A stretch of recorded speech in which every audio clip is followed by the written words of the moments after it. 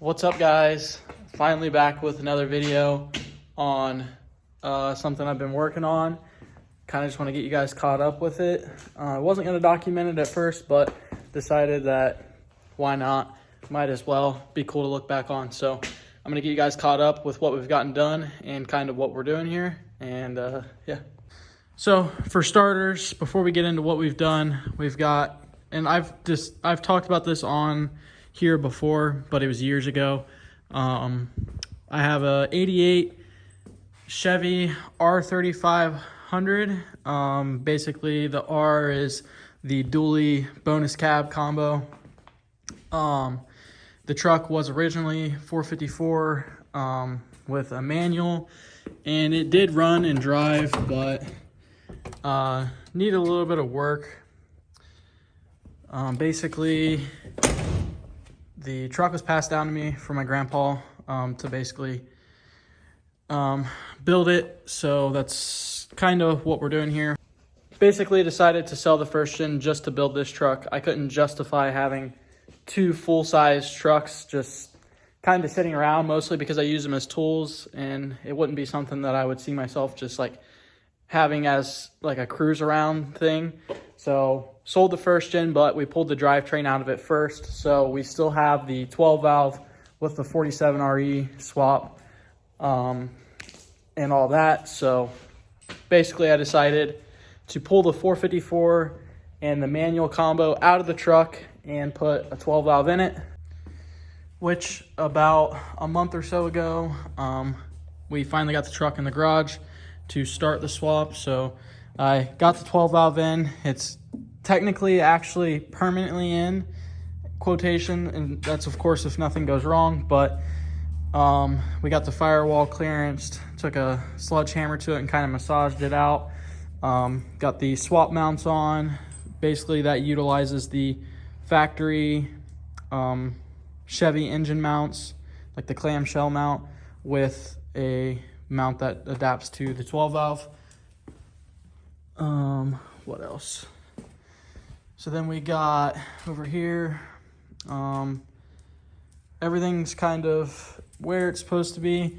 I started messing with the wiring last time I was out here. I'm gonna try to utilize the factory harness and change over like the oil pressure sensors and stuff of that nature, coolant temperature, just swap it out for Chevrolet sensors. So believe it or not, the GM oil pressure sensor will screw straight into the 12 valve block. So I'll just use the one wire signal for that. And you put an adapter in for the coolant temp sensor, stuff like that. The only other thing wiring wise that we really got to do is we need to run wires to the starter, and then we need a key on power for the fuel shutoff solenoid, basically that opens and closes. And then that's really it. We need power to the cab, obviously. We got to power that. But aside from that, we're going to go through and depin all of the things we don't need. This truck was a TBI system, which for those that don't know, it's the throttle body injection. It's basically what came right after the carburetor. And all that uses is two big injectors. It's basically a carburetor, but it's just electronically controlled. So we're going to depin all of that out of the harness, take out everything that we're not going to use the right way, and then we're going to relume the harness and maybe add some other stuff. And then we're also probably going to add a fuse box over on the right side. For those that have watched my videos for a while, we built a whole harness for the first gen. That's pretty much what I'm going to be doing with this. We are going to try to maintain factory air conditioning. It may not be right away, but eventually I plan on buying the top mount GM bracket so I can put a GM AC compressor on it and then just run all the GM lines.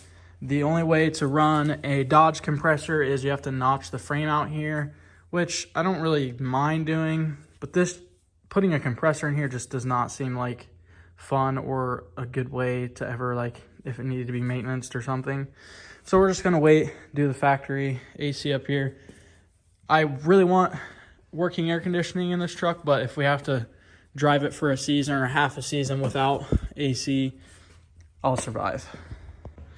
So aside from the drivetrain stuff, the other goals for the truck are to lower it and do all the body work. We're going to fix the rockers here.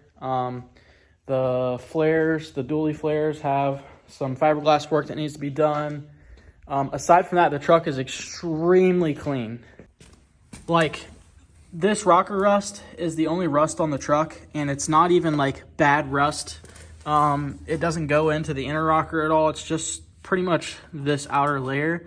But the underside of the truck, I mean, it is extremely clean. Like, no rust on the frame, no rust on the bed floor.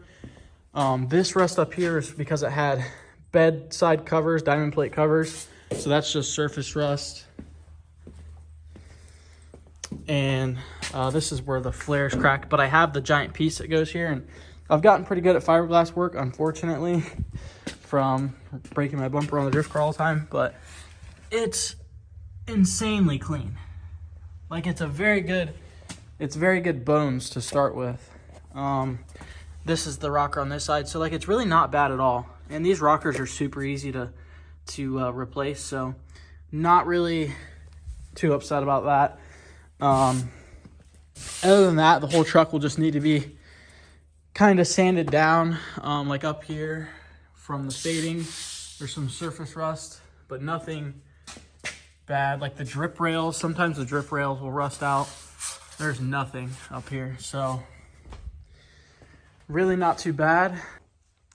So kind of after we do all of the body work, the plan is to wrap the truck.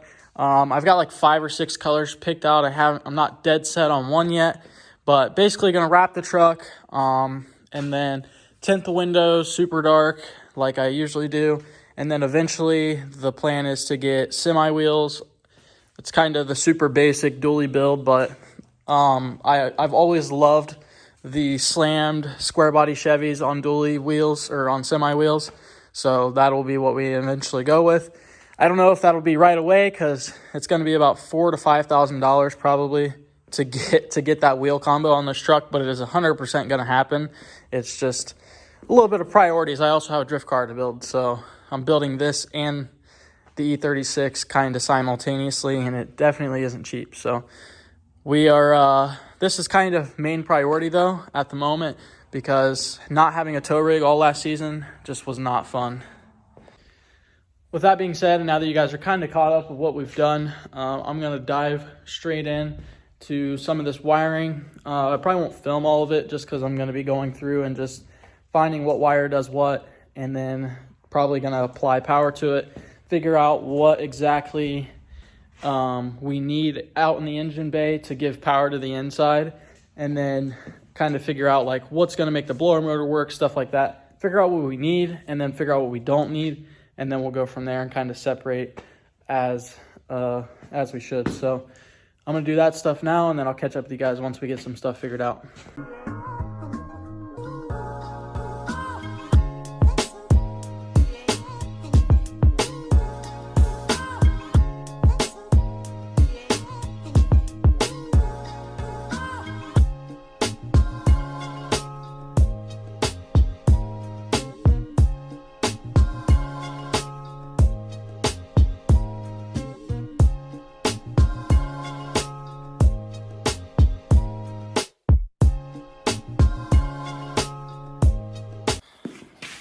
Okay, so the other day I tried to start on the wiring and forgot the keys to the truck, so I messed with the transmission some, and I got the cross member in. I don't know if you can see that. Yeah, cross member's in. I just gotta either drill holes to bolt it, or I might notch it and lower it some. I don't want to finalize it yet, honestly, until I figure out the drive shaft, because if it'll work where it's at, that's fine, but it looks a little close to the floor. So got that in, and then we started on the wiring today and kind of mapping. It looks like an absolute nightmare right now, but I was just going through and putting power to stuff to see what would give the cab inside power. So I have pretty much everything marked out, so I can start thinning out the wiring harness. But then I got distracted and decided we're gonna try and put the front clip on. And then I remembered that I still gotta put the bottom bolt in the engine mount, and I don't wanna do that with the front clip on it. So I'm gonna try and get the engine mount in, or tightened up on both sides, and then we can finally lift this heavy ass front clip back onto here and hopefully finish up wiring. But there's a lot of it. It's crazy that this truck is fucking 1988 and it has all this wiring. But most of it's getting cut out because 12 valve needs like no wires to run. So, oh, I gotta take the turbo off too. But yeah.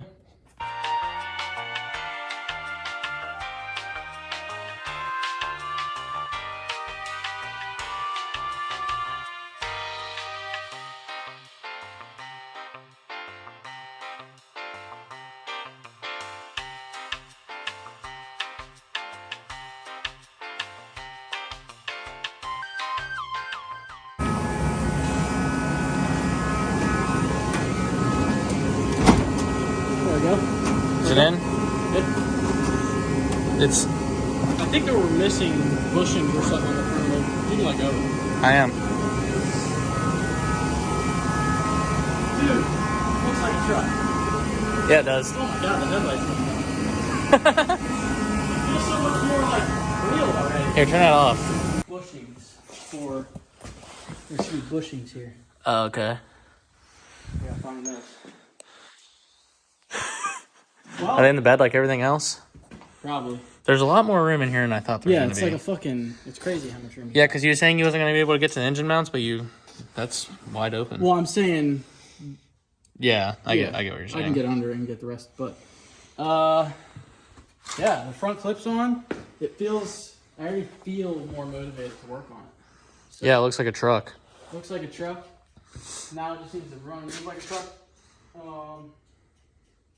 You know, I was thinking about cutting these out, but I honestly might leave them in. What?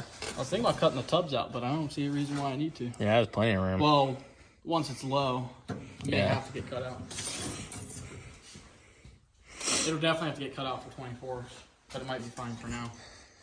Now that it's in here, the turbo has plenty of room, but trying to get it in there with the turbo was a bitch. Yeah. I think. Well, I think that's going to be it for this video. I think I'm going to end it off here. I just wanted to get everyone kind of caught up on the whole swap because I originally wasn't going to film it, and then Trey kind of convinced me to film it because I wasn't going to. But yeah, so I guess we're going to end it here, and in the next video, maybe it will run. I don't know. So, see you in the next one.